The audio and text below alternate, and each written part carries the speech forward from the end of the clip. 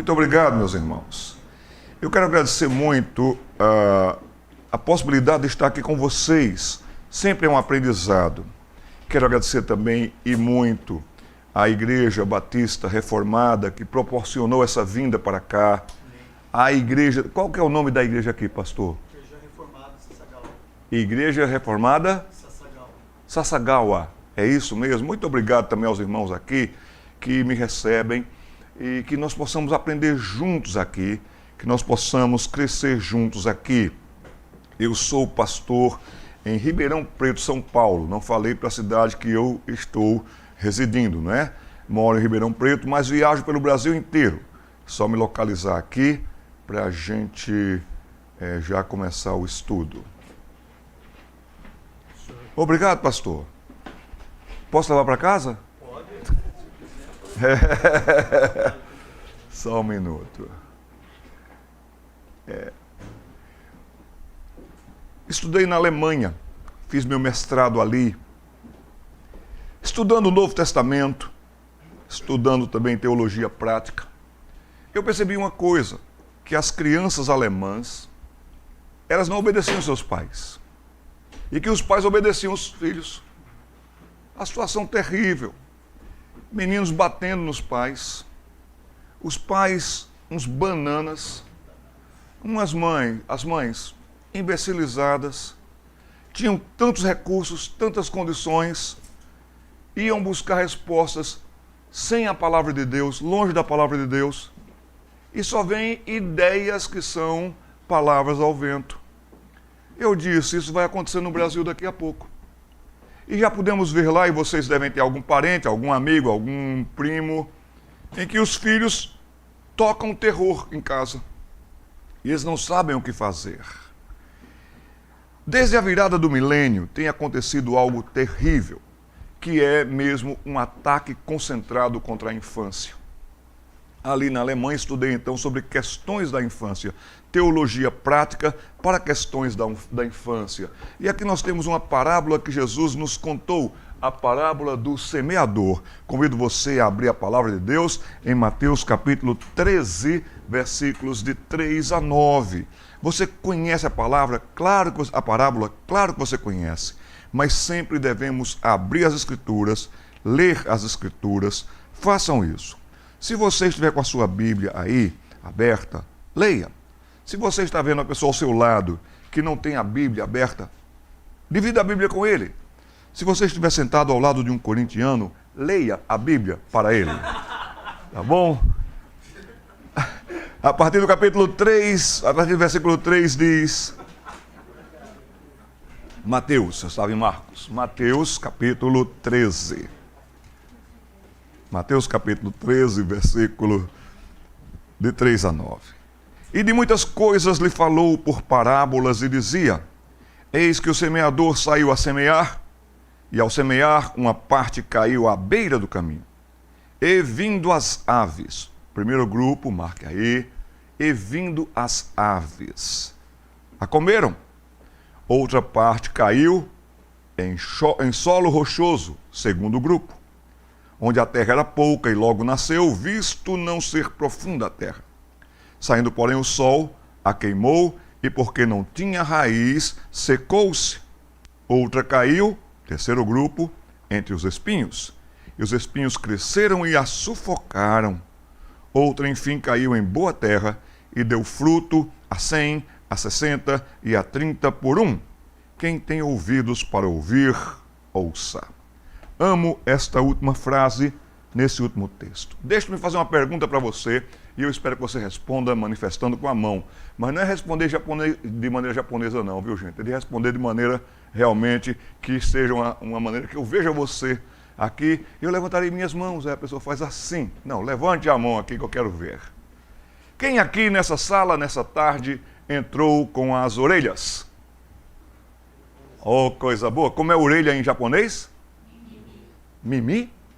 Mimi? Mimi? Quem aqui entrou com mimi? Mimi?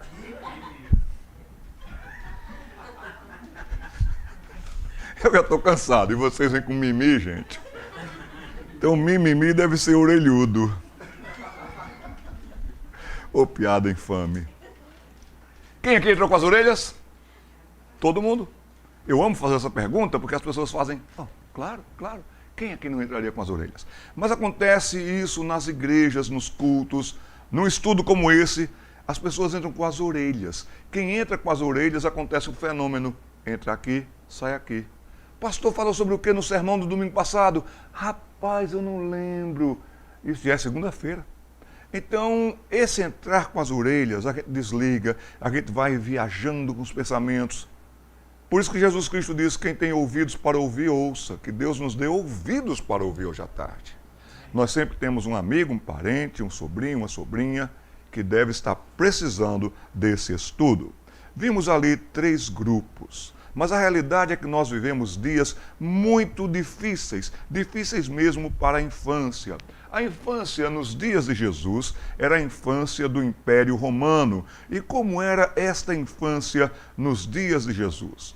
Crianças de todo o Império Romano, mas concentradas também em Roma, era uma infância sofrida, maltratada.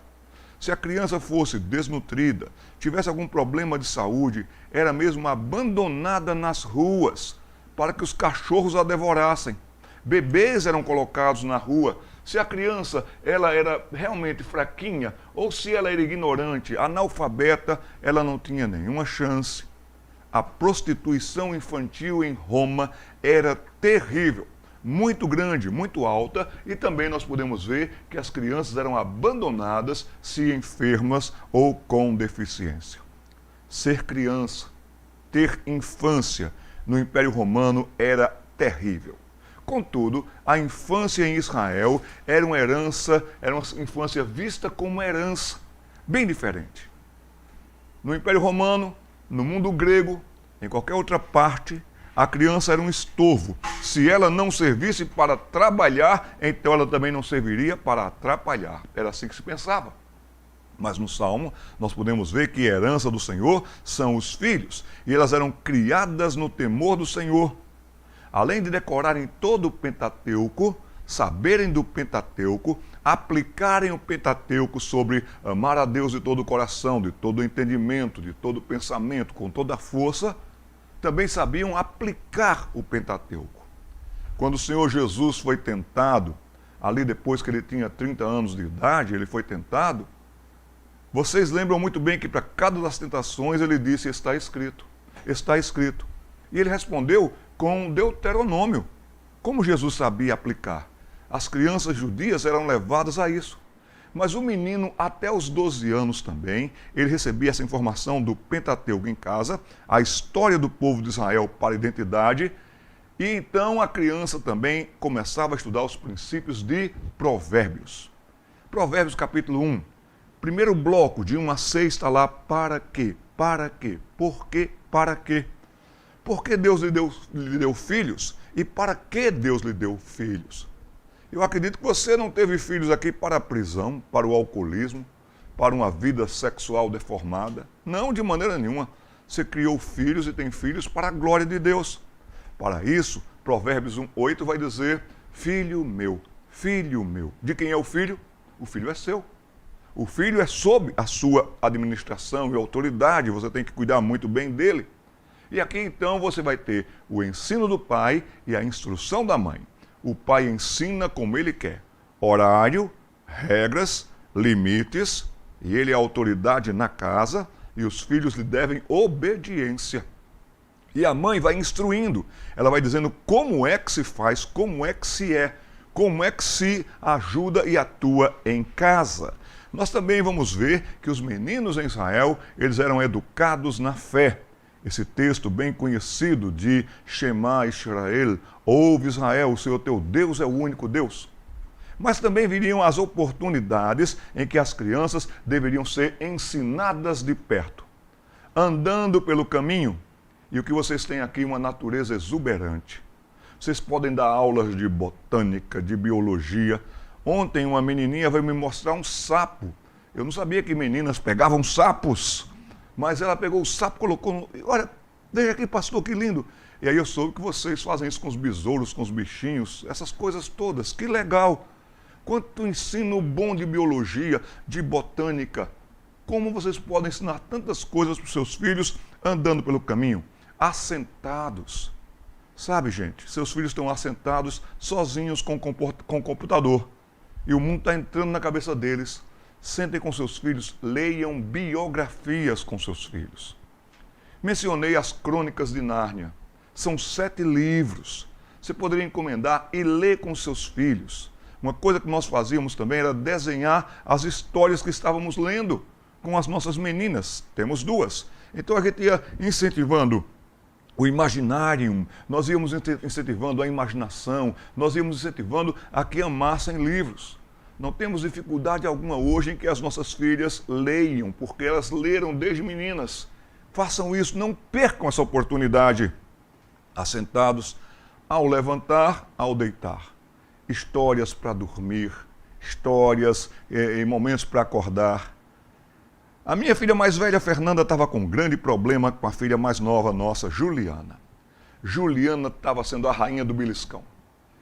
E a Fernanda dizia, pai, eu vou plantar a mão nessa menina. Não, minha filha, o juiz da paz sou eu.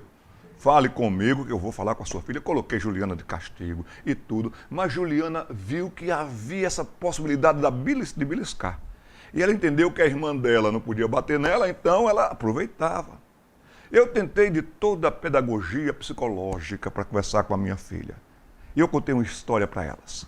Noite fria em São José dos Campos, onde morávamos, as 2 estavam empacotadinhas e toda noite tinha uma história. E eu contei a história de Valdeline.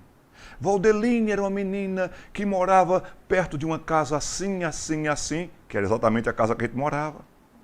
E aqueles olhinhos pretos começaram a desconfiar. Pequenininha, mas perigosa. E Valdeline estava passeando aqui com seu avô. E encontrou 2 meninas brincando aqui na frente da casa, no terraço da casa. E elas estavam brincando tão bem. As 2 meninas eram Fernanda e Juliana. Aí a minha Juliana olhou.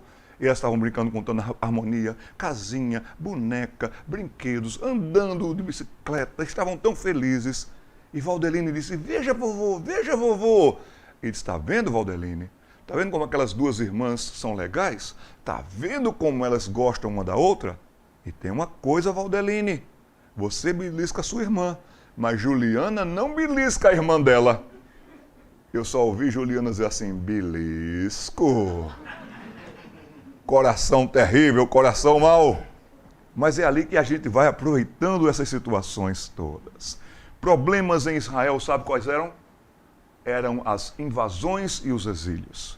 Vinham os povos e invadiam. Também levavam as pessoas de Israel para o exílio.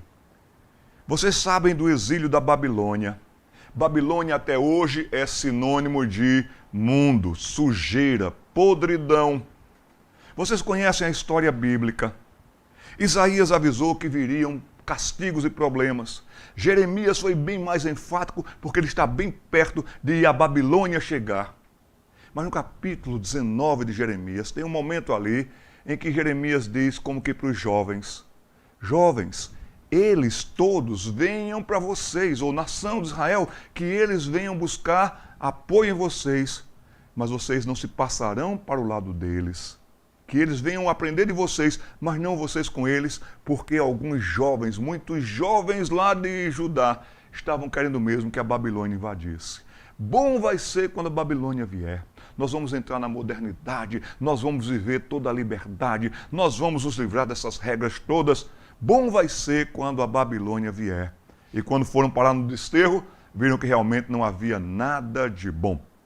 Os povos de fora sempre fizeram assim, marcaram uma presença muito grande em Israel. Tanto é que o Senhor proibia contato, casamento, que eles estariam bem no meio de uma geração pervertida e corrupta, mas que deveriam brilhar para mostrar para eles o quanto eles tinham se desviado. Nós brincamos, nós rimos, nós namoramos, nós casamos, mas não do modo lá de fora. Mas o que está acontecendo hoje? Mais uma vez, os jovens estão sendo invadidos por forças do exílio. Nós temos um aparelho que está no nosso bolso, com ele nós marcamos consulta, com ele nós vemos saldo de banco. O celular é uma maravilha. A tecnologia é uma maravilha. Mas, ao mesmo tempo, essa peça pequena, ela pode difamar para sempre, ela pode matar pessoas, ela pode fazer desgraças. Agora, se você prefere que o seu filho fique o tempo todo com celular, com games, com tudo isso, principalmente no país mais tecnológico onde vocês vivem, o que vai acontecer é que a invasão de pessoas e ideias de fora vão arrastar a mente dos seus filhos. Ou vocês colocam controles e limites agora, ou vocês vão perder os seus filhos. Isso é vício, traz dopamina, o cérebro fica agitadíssimo. Nós trouxemos um livro ali do Brasil, muito bom, de Andy Crouch, que ele mostra sobre a questão da vida e da vida digital. Que nós devemos cuidar muito bem para que nós não percamos nem tempo nem momento. Agora, o povo de fora, desde ali a conquista de Israel, vinha e trazia influências terríveis. O que é que vai acontecer na história de Israel? Chega um momento mesmo que Josué vai dizer assim: escolham a quem vocês querem servir. Nós estamos para entrar na terra.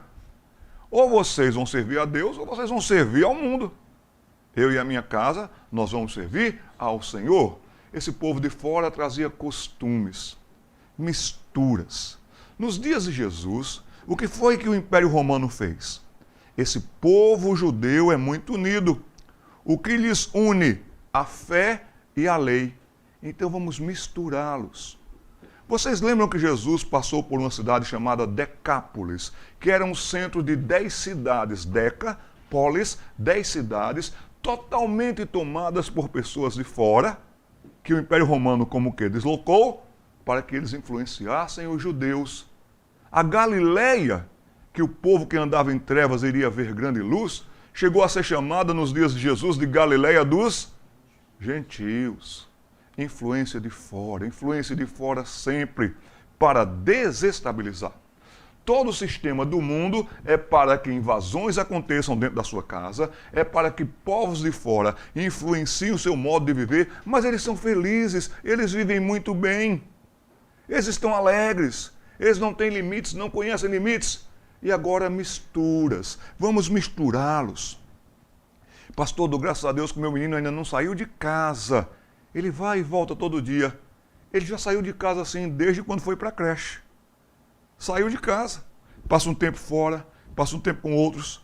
Se você não treinar os seus filhos com a consciência de quem é o nosso grande Deus, a Bíblia começa com o Pentateuco. O Pentateuco começa com o livro do Gênesis. Se você não criar muito bem os seus filhos na fé no Deus Criador, sustentador, mantenedor, dono e juiz de toda a terra, ele poderá ser invadido por outras pessoas, por outras ideias. O cristianismo chegou no Japão ali pelo século XVI de uma maneira bem intensa. Em termos de presença, primeira presença. Francisco Xavier chegou por aqui.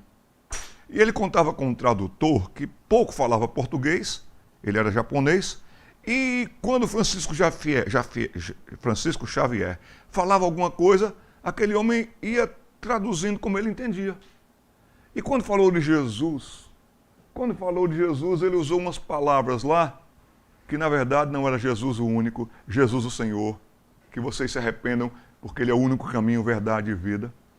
E os japoneses ali entenderam que Jesus era só mais um Deus. Que Jesus era uma coisa que fosse assim um conhecimento do budismo que eles ainda não sabiam. E aplaudiram a vinda do cristianismo. Até que essa tradução foi corrigida. E ali houve ódio e até mesmo revolta, quem sabe perseguição contra os cristãos que aqui tentaram chegar. Nós somos cercados, nossos filhos também, porque, como lhes disse, eles passam tempo fora demais. Hoje uma carga horária de um menino é de 9 até 10 horas fora de casa, dependendo da situação e circunstância. No caso de Daniel e dos exilados, pegando ideias e histórias da Bíblia, Daniel saiu da sua terra com cerca de 14 para 15 anos. Nunca mais voltou, nunca mais voltou. Daniel vai morrer no exílio. Mas nós sabemos da história de Daniel. Quem aqui se chama Daniel? Está vendo? E porque seu pai colocou esse nome, meu filho, foi por causa daquele grande nome, aquele grande homem do Antigo Testamento. Daniel, naquele tempo em que ele vai parar na cova dos leões, ele vai estar com cerca de 80 anos. Passou a vida dele toda fora de casa. Com 15 anos, está lá em Daniel capítulo 1, que ele resolveu no seu coração não se contaminar com as iguarias do rei. Quem aqui teria essa resistência? Um banquete, fartura. E daí fartura para qualquer outros estilos de comportamento, todos eles mundanos. Agora você também lembra de Eclesiastes, que diz: lembra-te do teu Criador, quando? Muito obrigado, gente. Eu quero que vocês respondam como brasileiros, não como japoneses, tá bom, gente? Lembra-te do teu Criador. Nos dias da tua mocidade. Muito bom. Passei por um cemitério ali, estava mais animada a resposta, viu, gente? Agora, para uma pessoa se lembrar nos dias da mocidade, é porque nos dias da mocidade vêm as tensões, vêm as tentações, vêm as provocações, vem tudo isso. Agora, para você se lembrar do Criador nos dias da mocidade, você tem que ter aprendido do Criador desde a infância. É aqui que você aprendeu da base, em casa, a fé começa em casa e vai indo, vai seguindo, a igreja abastece, a igreja apoia, e quando chegar aqui esse tempo das confusões, tentações, inibições, provocações, ele se lembrar do Criador, em quem ele tem crido. Nós podemos ver também que os jovens da Babilônia, ou os jovens na Babilônia, melhor dizendo, muitos deles amaram. Chegaram com a idade de Daniel e não quiseram mais voltar. Ficaram na Babilônia e por lá se perderam. Ficaram mesmo naquela terra. O semeador saiu a semear. E nos diz a palavra de Deus que algumas situações estavam bem presentes. 3-1. 3 chances de a semente não vingar. E se vingasse, seria logo sequestrada. Uma chance com um bom solo, mas aquela que caiu em bom solo multiplicou, frutificou, foi mais adiante. Eu volto para o Brasil daqui a pouco, mas eu voltei preocupado e estava conversando com meus irmãos brasileiros aqui. Eu voltarei preocupado e tenho orado constantemente desde então com a situação dos filhos dos brasileiros aqui. O que acontece com os filhos dos brasileiros aqui, com esses bebezinhos, com quem nasceu aqui? Quem é filho de brasileiro que nasceu aqui? Quem? Levante a mão, não é japonês não, brasileiro. Levantem a mão de maneira brasileira. Muito obrigado. Nasceram aqui. O que acontece com seus pais? Seus pais falam português, se expressam em português, mas em japonês o nível do pai de vocês é aqui para aqui. Não é verdade? É aquele japonês da fábrica. Então vocês, pais, falam aqui, o nível de japonês de vocês é aqui. Mas o que acontece com os filhos de vocês, educados nessa cultura, indo para a escola nessa cultura? O japonês deles é aqui, mas o nível de português é aqui. E ainda vai ficando só com aquele português de casa. Pega, levanta, fecha, abre. Não tem desenvolvimento. Se não tem desenvolvimento, o vocabulário desses meninos aqui vai ficando perdido, vai ficando aqui. Então a minha oração seria treinar os filhos de vocês. Orem por isso, porque eles poderão desenvolver muito bem o português. Alguns de vocês, meninos, falam bem português, meninas falam bem português. Então, se vocês aumentam o nível do português de vocês, rapazes e moças, vocês também têm um nível do japonês aqui que poderá atender esses meninos e meninas que estão aqui meio perdidos. Estão me entendendo? Aí o que é que vocês podem fazer? Acampamentos, encontros para jovens, mobilizá-los, trilhas. E ali vocês poderão falar com a compreensão que vocês têm do nosso grande Deus, na língua que eles vão compreendendo, e incentivando-os mais a poderem seguir adiante. Porque lá no desterro que nós vimos agora há pouco, quando muitos jovens voltaram até para Israel, não sabiam mais falar hebraico, não sabiam mais ler hebraico, não sabiam mais do Deus da Bíblia. E essa é uma questão seríssima. Vejam que 3 realidades intensas. Ataques contra a infância, como lhes disse. Nós temos aqui o problema, ou na verdade os problemas desta geração de crianças. Do século 21, nascidas de 1995 para cá, eles são chamados de os milenais, porque vão passar a maior parte da vida deles no novo milênio. Então, por causa disso, se inclui aí os nascidos em 1995 em diante. Nós vamos ter os pássaros. O que eu diria para vocês sobre os pássaros? tem uns pássaros aqui pretos que fazem um barulho irritante e que são assaltantes. No Brasil eles assaltam com mão armada já, viu, gente? Mas esses pássaros são terríveis. Já ouviram histórias em que eles atacam o carrinho de compras do supermercado, com a pessoa colocando ali dentro, vem ele e pega alguma coisa. Uma emissora lá na Suíça fez uma matéria com um desses, que são corvos, e foi filmando, porque estava assumindo muita coisa de casa, relógio, chave de carro, tudo isso. Então chamaram alguém que entendia dos pássaros, olha, isso deve ser corvo. E aquele repórter, aquela equipe bem investigadora, localizou o indivíduo e aí começou a filmar o indivíduo. E aí estava tudo câmera estratégica e ele dando os golpes dele. Estava muito milionário aquele corvo. Sabe o que quer dizer para mim e para você, querido, querida? Quer dizer para mim e para você que o ataque é rápido. Esses corvos, eles vêm rápidos e eles são prontos, precisos. Eles estão focados. O inimigo enxerga longe. Nós temos alguém que é pior, muito pior do que um corvo. É alguém que nos estuda. É alguém que odeia sua família, odeia seus filhos, odeia seus pais. Ele quer roubar prontamente, precisamente, de maneira focada, a sua paz, a sua fé, a sua esperança, a sua alegria, o seu amor.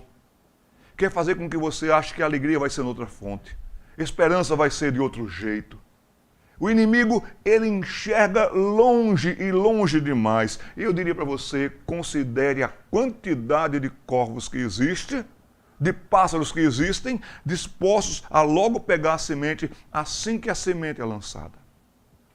Nós temos aproximadamente 40 minutos por semana, num dia só, na semana, com os seus filhos, no departamento infantil.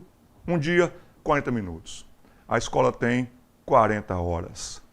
Se você não lançar bem a semente e estar de olho nos pássaros, você poderá perder o seu filho, poderá perder as suas filhas. E eu diria para vocês que esses corvos, considerando a quantidade deles, eles são humanos também que odeiam o Evangelho. Não é só o inimigo invisível para nós, contanto real, Satanás e os principados e potestades que querem acabar, para que a fé não chegue a acabar com a sua fé, com o seu casamento, com a sua família. Também tem muitos humanos que odeiam Jesus. Então, a semente nem tem tempo, que a semente não penetre, que a semente não fique. É o objetivo do presente século e de Satanás. Sempre vai se tentar dizer alguma coisa contra Deus, o Criador, contra o padrão de que Deus criou o homem e a mulher. Ideias dessa natureza sempre vão querer tirar essa boa semente para que você receba agora as instruções de todos esses outros que estão num sistema terrível. A semente cai e logo aparecerá alguém para dizer, não, não é assim não, isso é coisa de religião, isso é mito, não é assim. No Ocidente, principalmente, e chegou-se ao ponto de James Lindsay escrever esse livro, A Marxificação da Educação. Muito forte e presente no Ocidente, as ideias socialistas anti-Deus, anti-casamento e totalmente permeadas de ideologias. Isso tem acontecido em sala de aulas no Brasil. Primeiro grupo, rápido, intenso e de muitas formas. O segundo grupo é o solo rochoso. O que diríamos do solo rochoso? Terra pouca. Tem muito menino aqui no Japão com pouco pai em casa. Pouca mãe em casa. Pouco de mãe, pouco de pai, pouco de pastor. Tem muitos pastores que nem sabem onde fica a porta do departamento infantil. Nem vai no departamento infantil. Tem muita liderança que pensa em diversas maneiras, se reúne para tudo, menos para questões do departamento infantil. E quando o assunto é departamento infantil, que acontece muito isso no Brasil, libera uma verba. Vamos dar uma verba. Vamos fazer isso para cobrir financeiramente o departamento infantil. Eu lhes digo, fui pastor na primeira igreja presbiteriana do Recife. Fui pastor na igreja presbiteriana de Vila Mariana. Sou pastor presbiteriano. E fazia questão de ir ao departamento infantil, desde o berçáio até classe por classe, para que as crianças vissem que o pastor estava ali, ia até ali para orar com as professoras, orar por eles, orar com eles. Nós temos um movimento na Igreja Presbiteriana do Brasil também chamado UCP, União de Crianças Presbiterianas. E eu estava presente, participativo, conversando com toda a equipe, dando apoio, criando programas e fazendo tudo isso. E graças a Deus lhes digo que já nesses 30 anos lidando diretamente com a UCP, eu já tenho alunos que estão sendo candidatos para a NASA, crentes. Nas melhores universidades do Brasil, ou então em intercâmbios pelo mundo, crentes. Bem casados, bem firmados. Eu acredito que a palavra de Deus diz, ensina a criança no caminho em que deva andar. Ela é ensinada, ela é instruída, os pais bem conscientes, a igreja bem consciente. Eu acredito nisso, é palavra de Deus. Eu acredito que se aprender de criança quem é o Senhor, o Criador dos céus e da terra, quando chegarem as tentações dos dias da mocidade, Davi até orava, Senhor, perdoe-me os meus pecados dos dias da mocidade. Agora o que tem acontecido é isso, pouco pai, pouco mãe, pouco pastor, muita invasão de fora, muitas ideias de fora, e aí nós podemos ver que as durezas dos relacionamentos, um solo duro. Um pastor foi procurado por um pai dizendo, meu menino só cria problemas, meu menino só dá problemas. E quando ele foi ver o histórico todo, quando o menino precisou de um pai, não tinha. Quando queria conversar com o pai, era dureza, aspereza, cobrança, punições, um solo duro. Homens que me escutam nessa tarde, jovens que vão casar um dia, rapazes que me escutam nesta tarde, o homem é fundamental, a presença masculina é fundamental, tanto para o menino quanto para a menina. E se o pai não está presente, se o pai não acompanha, pastor, mas eu me mato de trabalhar, você está se matando de trabalhar e seus filhos estão morrendo de sede e de fome de um pai em casa. De que adiantou 2 horas a mais para ganhar 2 horas extras, 3 horas extras, quando você está perdendo seu filho. Procure equilibrar todas as coisas. Nós estamos aqui, vocês estão aqui para manterem suas famílias. Vocês não buscaram aqui algo melhor para suas famílias? E não pior. Então não comprometam a saúde espiritual e também os relacionamentos com os seus filhos. E aqui, a semente até cai, mas não cria raízes. Sem raízes, não progredirá, não dará frutos. O que Jesus quer ver em nós e nos nossos filhos também são raízes e frutos. Alguém já disse com muita sabedoria que nós devemos dar 2 coisas para as crianças: asas e raízes. Asas para voar imaginativamente, para ir longe. E raízes para estar seguro. Então pensar bastante, sonhar bastante, desenhar, pintar, jogar, brincar. E também raízes para entender tudo isso e lá na frente vai colocar em prática também com seus filhos. Lembram da música de Toquinho, Aquarela? Eu vou começar, vocês continuam. Numa folha qualquer eu desenho um sol. Eita, pastor, é assim que a gente escuta crente ouvindo música mundana. Você viu como foi? Tudo assim, amarelo, não é? Teve até uma irmã que fez assim, amarelo, eita. É linda essa música, não é? Lembram e não saiu da retina da memória de vocês a propaganda da Faber-Castell? Se você não viu ainda, mostre para os seus filhos que propaganda linda essa música Aquarela com a Faber-Castell. Começa bonito, vai bonito. E eu vejo um navio navegando e vai, e vai. Já viram como termina a Aquarela? Já viram? No finalzinho está lá você também cantando. E se descolorirá, e descolorirá. Porque a vida vai perder a cor. A vida vai perdendo o brilho. Viver só para o momento. Ouvi uma entrevista do Toquinho que ele dizia assim, essa música, ela perde a cor no final. E vai ter muito menino que vai perder a cor da alegria, a cor da paz. Vão ser maridos relapsos, vão ser esposas tristes, porque em casa o que aconteceu foi que a semente não criou raízes. E é por isso que você leu ali uma estatística seríssima que ocorre no Ocidente, Estados Unidos, América do Sul, 60% dos filhos dos crentes se desviam quando chegam na faculdade. De cada 10 filhos de crentes que entram na faculdade, 6 perderão a fé, perderão a alegria, perderão o prazer pela palavra de Deus, isso quando não se tornarem, de fato, pessoas até militantes pelo ateísmo. É rápido, não podemos perder tempo. Pastor, criança dá um trabalho, e dá mesmo. Agora é melhor que eu dê trabalho para as crianças do que as crianças darem trabalho para mim. No ministério infantil, no departamento infantil, não importa quantas vezes você perca a cabeça, importa quantas vezes você perca o fôlego. De correr, de brincar, de estar ativo, de estar atuante. Então, criança dá um trabalho. Pais, olhem para essa menininha aí. Você enfrenta essa fera? Esse olhar não é intimidador? Aí o que eu escuto muitas vezes é que criança dá trabalho sim, mas você ainda não viu nada. Se essa menina tem 8 anos, espere até ela chegar aos 18 anos para você ver. Aí você vai ver o que é trabalho.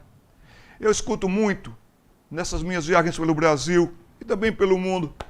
Pastor, lá em casa eu tenho 2 aborrecentes. Já ouviram isso? Quem sabe até já disseram isso. Alguns dizem assim com um tom de graça. Tenho 2 aborrecentes, pastor, não me dão paz. Eu quero dizer para vocês que se esses são aborrecentes, é porque um dia foram crianças. Quem foi criança vai ser aborrecente.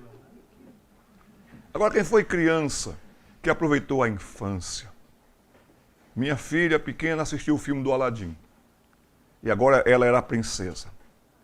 E ela então queria voar no tapete do Aladim. Pai, como é que eu faço para voar no tapete do Aladim? Pai tem que resolver todas as coisas. E eu criei um tapete mágico. Sabe? Peguei um almofadão lá em casa. Filha, senta aqui. Ela sentou e eu decolei com ela. Eu fui com ela, eu dava voltas com ela, no tapete do Aladim, ela não esqueceu até hoje. Ela não esqueceu até hoje. Filhas amam seus pais, mas tem 2 coisas que podem acontecer com o menino e com a menina com relação aos pais, o pai e a mãe. Em primeiro lugar, o que pode acontecer com o menino e com a menina, principalmente o homem que é tão importante. Filhos podem se decepcionar com seus pais. E a decepção é doída, porque filhos e filhas nasceram para amar os seus pais. Amam os pais. Quem é o herói? Papai. Quem é a melhor mulher do mundo? Mamãe. Mas quando não é assim na prática, quando a mãe da coleguinha, do coleguinha é melhor do que a sua mãe, vem a decepção. E depois vem a frustração. A frustração que não quer voltar para casa. A frustração que vai ouvir as piores informações. Os corvos virão para tirar a boa semente. E agora também, esse solo rochoso vai dizer assim, então endurece o jogo também. Então é assim que a gente vai viver, é assim que a gente vai se comportar. Finalmente nós temos a parábola dos espinhos. A parte dos espinhos na parábola, melhor dizendo. Caiu entre os espinhos. Aí eu diria que vem a pressão dos colegas. Ele começa a ver que os colegas não têm limites, mas ele tem. Ele vai ver, ela vai ver que os colegas dizem, experimenta isso, prova isso, vamos ver isso. Hoje em dia, tantas coisas fáceis na internet para ver, tantas coisas sujas, deformadas, a pressão dos colegas, somando-se ao descuido dos pais, o que vai acontecer tristemente é isso mesmo. Assim, nós temos como que o que acontecia com Roma, com a Grécia, a infância sofrida. Falei hoje pela manhã dos índices de suicídio. Até então, vocês pais, vocês também jovens que me escutam nesta tarde, a ideia que nós tínhamos é que suicídio era questão para quem era um banqueiro e perdeu tudo, quem era um empresário e perdeu tudo, quem foi alguém que se desiludiu com a vida adulto. Mas hoje, no Ocidente, creio que também até o índice aqui seja até maior, é que não se revela tanto. Mas a estatística é que uma pessoa até os 8 anos de idade tira a própria vida. Uma pessoa até os 8 anos de idade tira a própria vida. Vocês nunca tinham ouvido falar de suicídio infantil. Mas é uma realidade e acontece. Ou mesmo seja, suicídio infantil está em alta também no Japão. Pressões, dificuldades e lutas. Meu tempo já encerrou. Eu tenho ainda que falar para meninos e para meninas. Só tenho agora um tempo aqui para a gente abordar sobre isso. Mas meu tempo encerrou, eu quero respeitar o tempo. Vou conversar com o pastor como é que eu posso fazer aqui um arranjo para a gente estudar sobre os meninos e as meninas, tá bom? Nós vamos ter um intervalo agora, reverendo, é isso? Tá bom? Intervalo de quanto tempo? 10 minutos. Obrigado, pastor. Temos café? Alguns irmãos estão precisando aqui, porque eu pensei que estavam orando. Estavam não, estavam cochilando. Então, café para esses irmãos. Eu tenho 5 minutos. Eu prefiro liberar 5 minutos e ganhar depois. Pode ser? Aí alguém diz assim, pastor, vai ter perguntas? Podemos ter perguntas, claro. Só que eu lhes digo já, sem inibi-los, eu não conheço tanto o contexto de vocês aqui, como é a questão no Japão e tudo. Sei que tem suas questões diferentes do Ocidente. Você que vive aqui há tanto tempo percebeu isso e você até tenta administrar isso. Mas o que a gente puder trabalhar num básico, será meu prazer também informar. Ok, pastor? Adelante. Pastor Glauber, venha cá, por favor, meu irmão.